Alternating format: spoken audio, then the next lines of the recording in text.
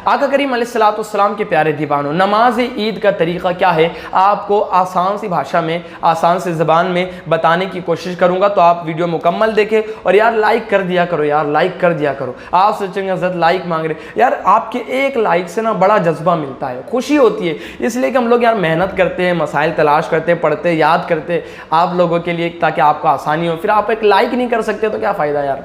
तो एक लाइक कर दो, नीचे अच्छा सा कमेंट कर दो। सबसे पहले तो ईद की नमाज चाहे ईद उल फित्र की हो या ईद उल अधा, बकरा ईद की हो या रमज़ान की ईद की हो, नियत करनी है कि नियत की मैंने 2 रकत नमाज ईद उल फित्र की या नमाज ईद उल अधा की 6 तकबीरों के साथ वास्ते अल्लाह ताला के पीछे इमाम के मुंह मेरा काबा शरीफ की तरफ अल्लाह अकबर कहते हुए कानों तक हाथ ले जाना है और हाथ बांध करके सना पढ़ना है। उसके बाद तकबीर कहनी है, अल्लाह अकबर कहकर हाथ छोड़ देना है। फिर तकबीर कहनी है, अल्लाह अकबर कहकर फिर हाथ छोड़ देना है। फिर तकबीर कहनी है, अल्लाह अकबर। इमाम साहब तकबीर कहेंगे, साथ में आपको भी तकबीर कहना है, इतनी आवाज़ में कि आपके कानों तक हाथ, आपके कानों तक जो है तो आवाज़ पहुँच जाए अल्लाह अकबर की। ये 3 तकबीर हो गई। तो 3 तकबीर के बाद जो तो 2 तकबीर के बाद हाथ छोड़ देना है और तीसरी तकबीर जब आप कहेंगे अल्लाह अकबर तो हाथ नहीं छोड़ना, हाथ बांध देना है। 3 तकबीर जायद हो गई है।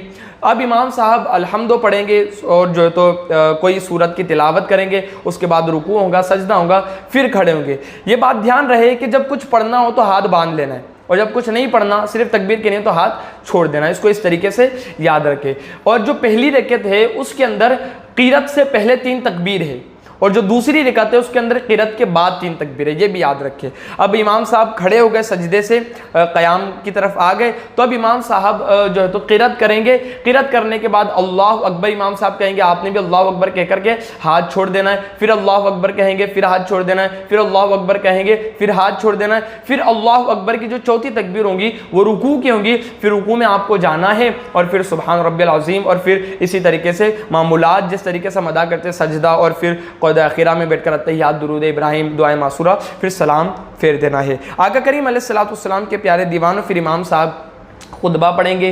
खुतबा पढ़ने के बाद जो खुतबा अव्वल है उसके अंदर आप मुस्तहब है कि हाथ बांध करके 2 ज़ानू होकर बैठे, हाथ बांध करके खुतबा सुने। और दूसरा खुतबा जो है तो आप हाथ इस तरीके से ज़ानू पर रख करके बैठे, जिस तरीके से हम तशहुद में बैठते हैं उस तरीके से आप हाथ ज़ानू पर रख करके बैठ जाए, ये मुस्तहब है। उसके बाद दुआ होंगी और दुआ होने के बाद फिर हम अपने अपने घर जाएंगे और रास्ते में चलते चलते दोस्तों को मुबारकबाद देना है और फिर जो भी मशगूलात है, मामूलात है, उसके हिसाब से इस दिन को गुजारना है। इस दिन को यारों गुनाहों में ना गुजारे, इसलिए कि रमज़ान का पाक महीना हमको गुनाहों से पाक करने के लिए आता है और शब कद्र के ताल्लुक से आता है हदीस पाक में कि जो बंदा मोमिन ईमान और यकीन के साथ शब कद्र में इबादत करता है ना, अल्लाह रब्बुल इज़्ज़त उसके सारे अगले पिछले गुनाहों को माफ़ कर देता है। तो रमज़ान हमको पाक करके निकलता है और ईद के दिन ही फिर हम गुनाह के अंदर लग जाते हैं। तो ऐसा ना करे, इंशाअल्लाह अल्लाह रब्बुल इज़्ज़त रमज़ान की बरक़ात पूरी जो है तो 11 माह हमको अता फरमाए।